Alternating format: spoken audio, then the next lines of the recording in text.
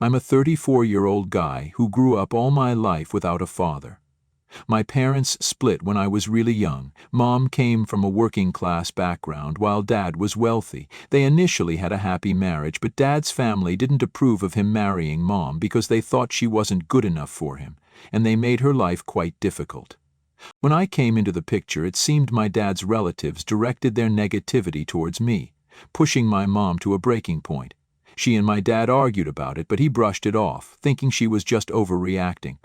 As things escalated, my mom reached a breaking point, filing for divorce. I was too young to grasp it all, but all I remember is I went from living in a mansion with staff who waited on us to a much smaller apartment in the suburbs with just my mom and me. My grandparents on my mom's side were true lifesavers. Grandma took care of me while Mom began job hunting, and Grandpa kept a close eye on me, walking me to and from school until I could handle it solo. Despite Dad providing child support monthly, he was never interested in being a father. On our scheduled days together, he'd often flake out at the last minute, leaving me waiting. He gradually stopped making an effort to visit me altogether. I still remember my birthdays, eagerly waiting for my dad to join the celebration, yet he'd either show up late and drunk or not show at all. When I grew older and had a phone of my own, I used to call my dad all the time, but he seldom picked up my calls. My mother, maybe seeing that my dad wasn't being responsible, always tried to be there for me. Oddly, that used to frustrate me even more. I guess, as a fiery teenager, I always unfairly blamed my mom for why my dad didn't want to be around.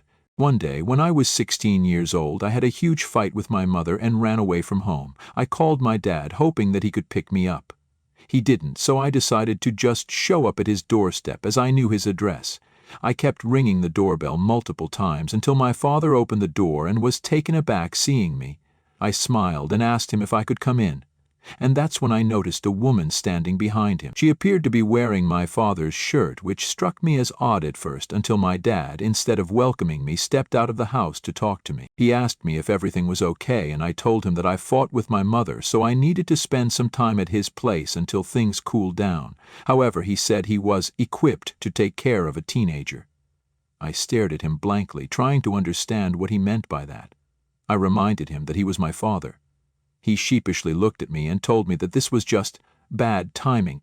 As he was entertaining his lady friend, he started telling me that I should return home to my mother. When my dad said that to my face, it hurt. It was like my rose-tinted glasses shattered and I saw things as they were. Coming home in tears, I told my mom, and she hugged me, trying to comfort me. She didn't even care about the fight, which made me feel a bit better about myself.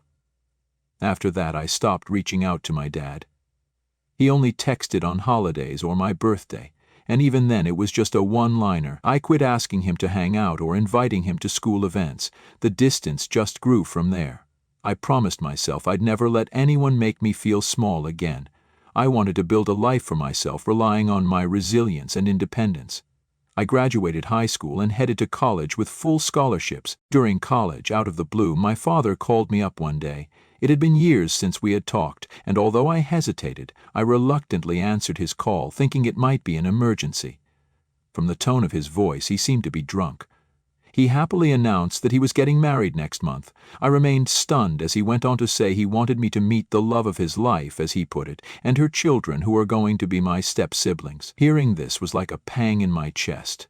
Although by this point I knew that my dad didn't love me, I had always chalked it up to the fact that he didn't like kids. But hearing him talk about the stepkids made me wonder if he just didn't love me specifically. He went on and on about how wonderful the stepkids are and he can't wait for me to meet them. I politely declined, saying that I was very happy about his marriage, but I didn't want to be involved with his new family. He immediately started begging me, wanting me to be a part of his wedding ceremony. I didn't think this was a good idea at all and did my best to get out of it, but he seemed adamant. When I talked with my mother regarding his marriage, she was as surprised as I was. She didn't expect him to call me after so many years when we had not spoken to each other. She reminded me that I was an adult now, hence I was free to make my own decisions if I wanted to reconnect with him or not. After days of contemplation, I reluctantly agreed to him, hoping this might signal a fresh start for us and that he had genuinely changed. My father invited me for dinner so I could meet his new family before they got married. The dinner was an absolute nightmare, to say the least. His fiancée, Kayla, absolutely hated me in every sense. Her stepkids, Brandon and Ursula, weren't keen on me and refused to talk.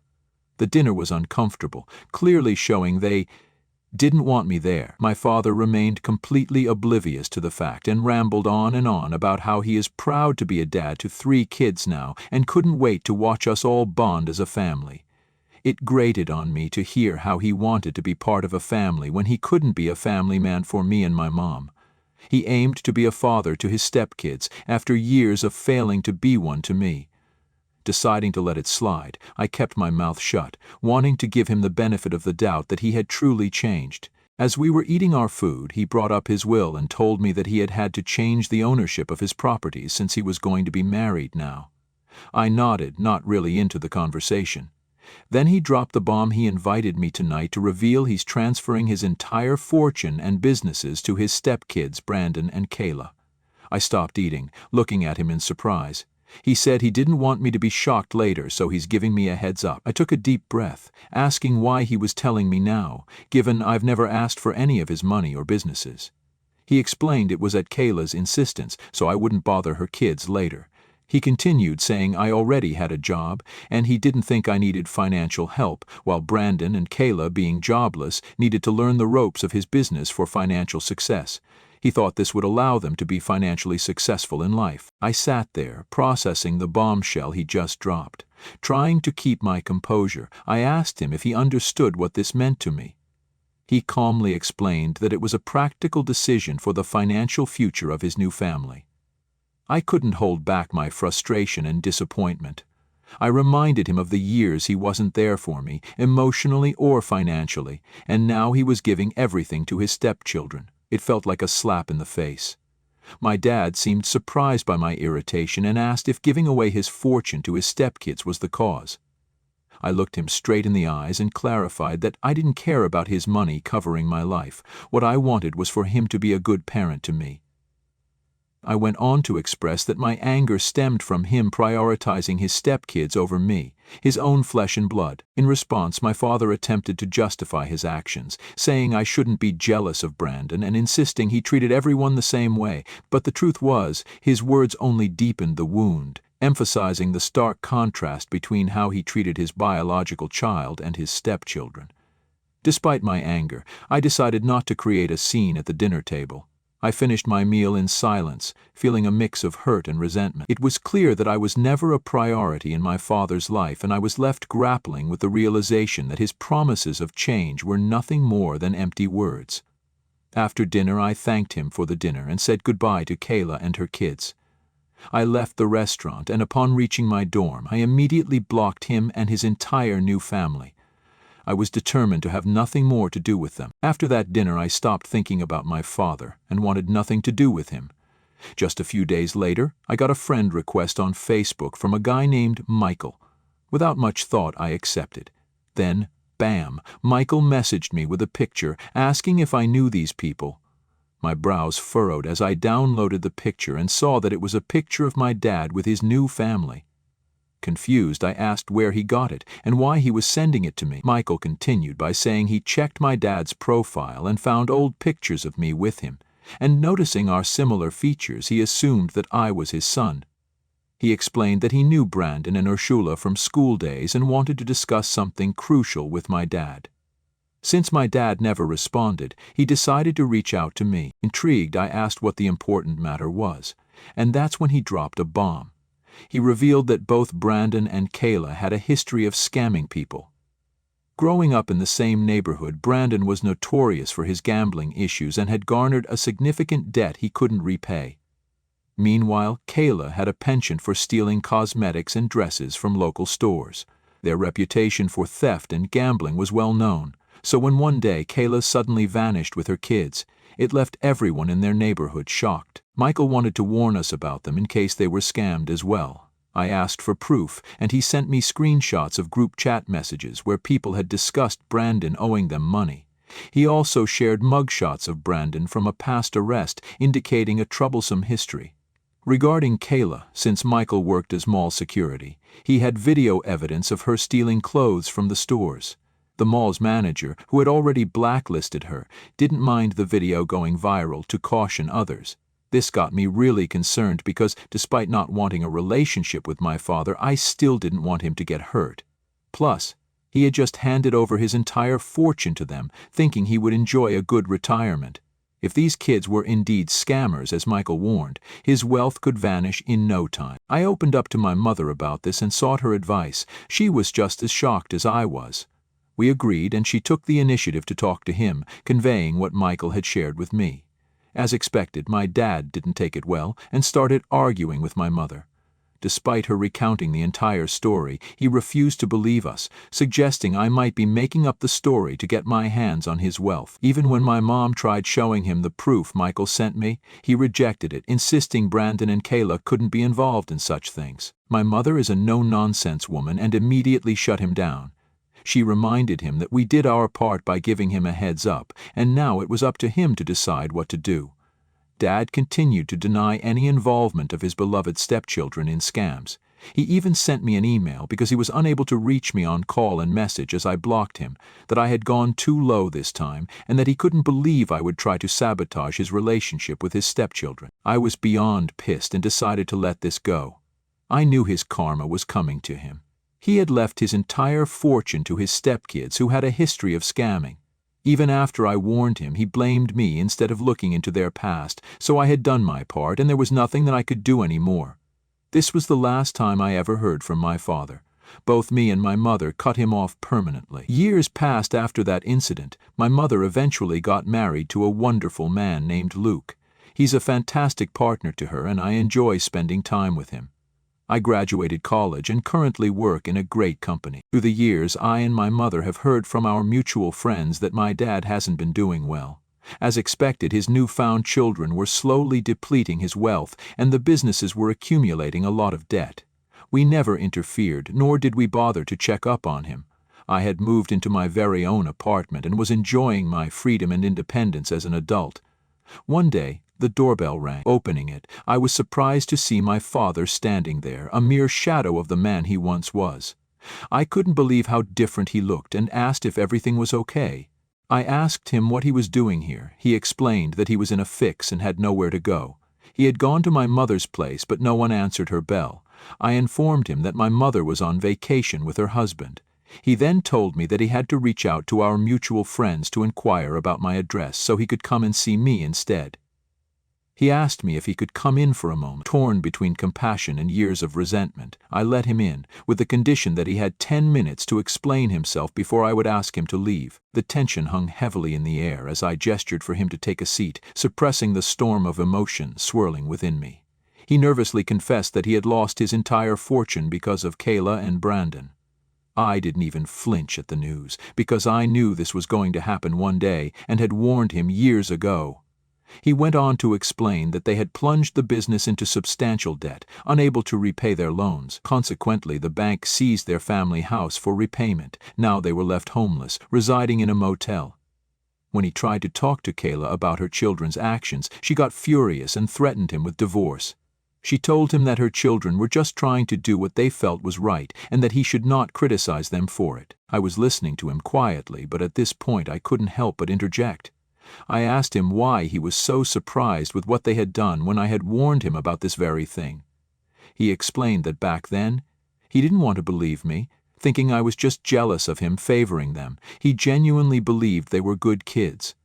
To my shock, he then started blaming me that I should have tried to convince him better, and then maybe this mess could have been avoided. I decided that I wanted to teach him a lesson for never taking responsibility for his own stupid mistakes.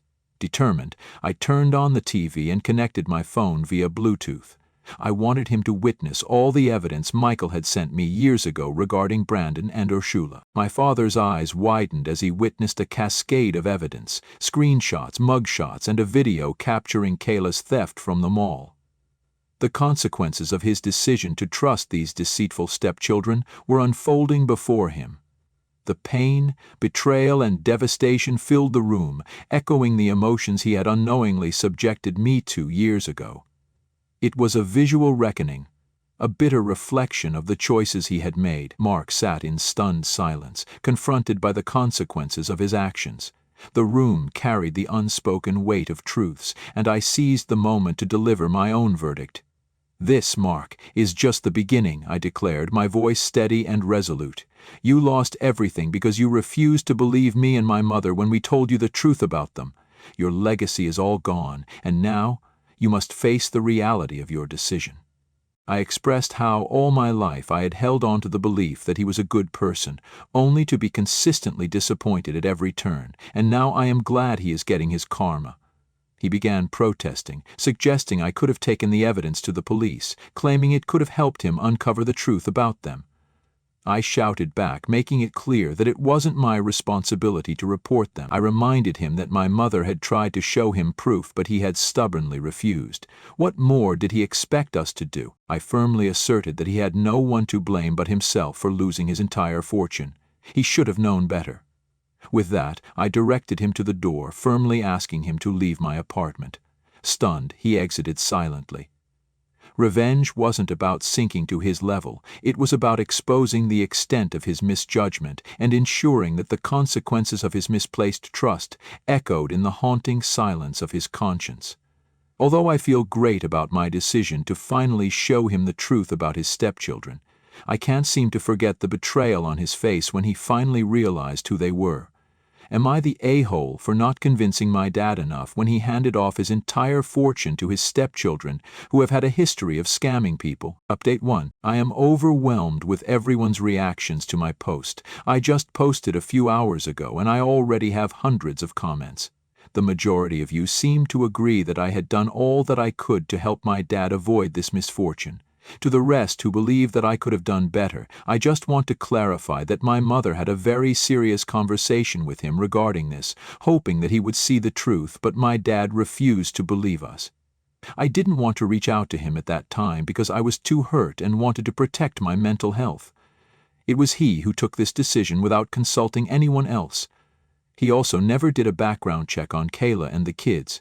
With a simple background check, he could have avoided all of this. I don't know if I will ever be ready to have a relationship with my father, or at least at the moment, because he has put me through a lot in the past. I will, however, join therapy as advised by everyone, so I can work on my issues. Update 2. Hey, something interesting has happened, so I had to update my story. It's been a few weeks since the incident with my dad, but unexpectedly, last night I received a very drunken call from him in the middle of the night. His words were slurred and he could hardly speak. Concerned, I inquired if something had happened, but the call abruptly disconnected. Worried for his safety, I made multiple attempts to reach him by calling back. A man finally answered the call and identified himself as the bartender.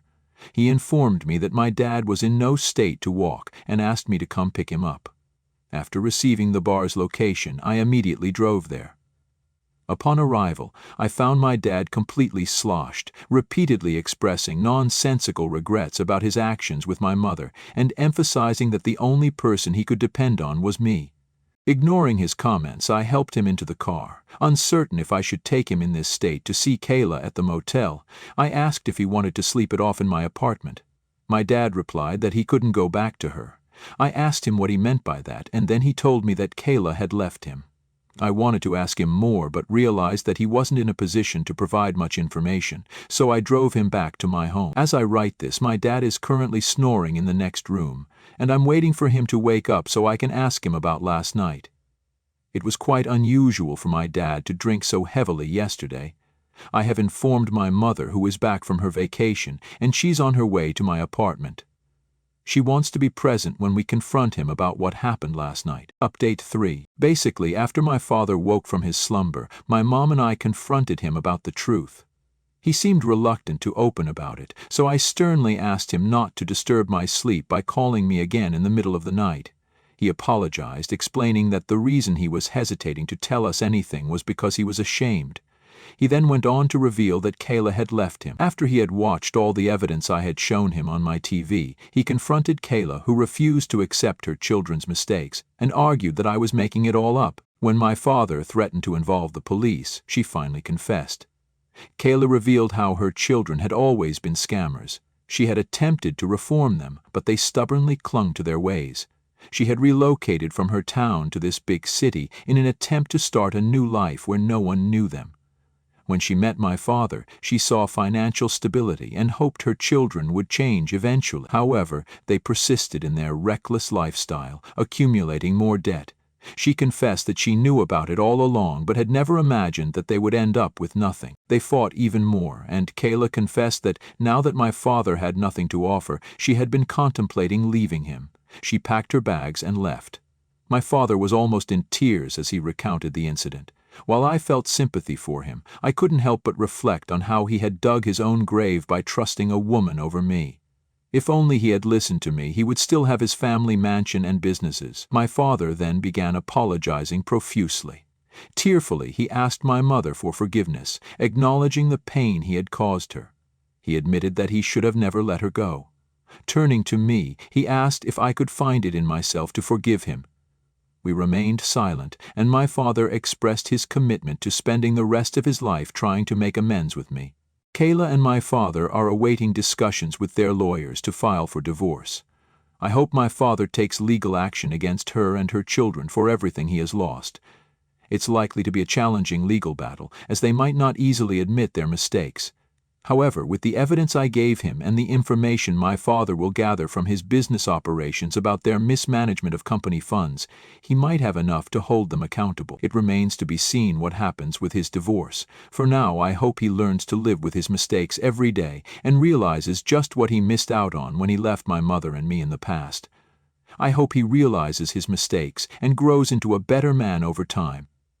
As for me, I will keep my head up and try to be the best version of myself, just like my mother taught me to be.